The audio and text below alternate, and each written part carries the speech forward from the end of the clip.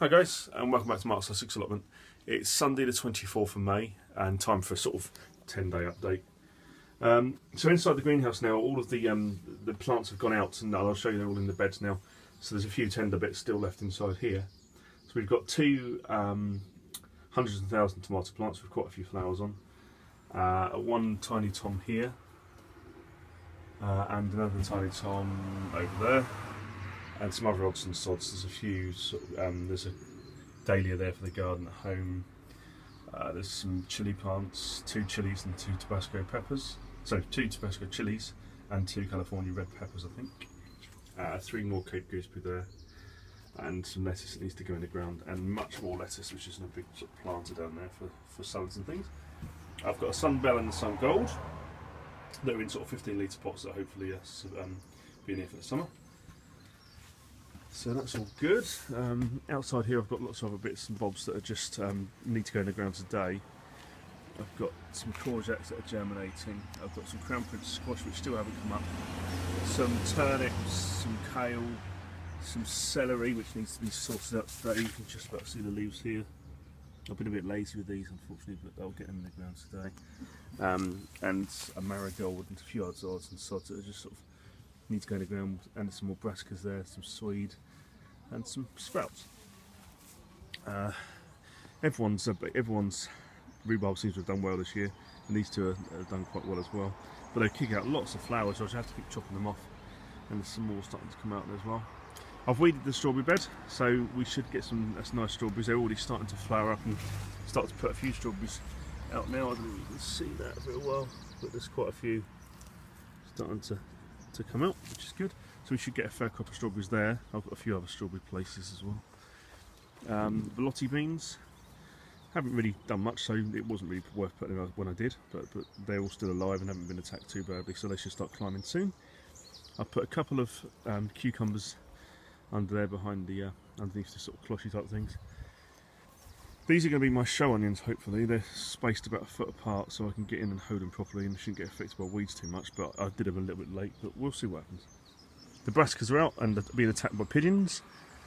There's 2 different types of cabbages there. There's mini cole and cabbage attraction. The other, these are the tomatoes, no they're not tomatoes, Mark. Onion sets that I planted out a few months ago. They've had so many weeds, but they are starting to pick up now. And I should be able to get in and hand weed around those a bit better. They're starting to thicken up a little bit now and they've got sort of 5 or 6 leaves on them, which is fantastic. Not a lot in these beds. There was I got given some raspberry runners which I put in there, but they're not doing very well at the moment, unfortunately. Just about to see that. Runner beans, they're just starting to climb. They haven't done much yet, but they're just starting to put out that little bit that comes before it starts to sort of wangle its way around, which is good. And they seem to have survived a bit of attack from slugs and things. So we should have some nice runners there on a sort of about an 8-foot row. I had to put these out, the sweet corn, because they were getting so tall and they were a bit pot bound, but I don't know if they're going to get anything off them, but I do have a backup, so that's fine. These are the Dan Allotment Diary Zebran banana shallots, which I followed his method and planted them out about a couple of days ago. So let's see what happens there. They're spaced about sort of 8-10 inches apart, so hopefully we'll get a nice crop with about 40 of those, I think. What we got in here, some weeds as well. These are the scallions, done exactly the same way as a lot of people. We just bunch them together and then just pop them out in one clump. And I've got the 8 side iron clumps of those. A couple of spare brassicas I put in, a couple of cabbage attraction I think, and the bright lights charred down the end. The gooseberries are not far off being picked. The camera's doesn't seem to be focusing very well today, so I don't know how well this is going to come out, but there is quite a lot on there, which is good. I've got a couple of courgette plants to put in today because mine haven't germinated very well, but if they do come through I'll just stick them in another bed as well. And the other strawberries I was talking about, which have all got lots of fruit on, which is brilliant. Not very big at the moment, but they should bulk up hopefully. The show parsnips, which I've thinned out, and they're quite big now. So there's about 20 of those, I suppose, which is for the shows, which would be good, hopefully. And that's about sort of 2.5 foot deep. Polytunnel mainly tomatoes now and sort of tender things. So they're doing really well. And I've had a few more beetroot last couple of days, so that's thinning out now. I'm going to put some carrots in there shortly. The cucumbers are finally starting to climb a little bit.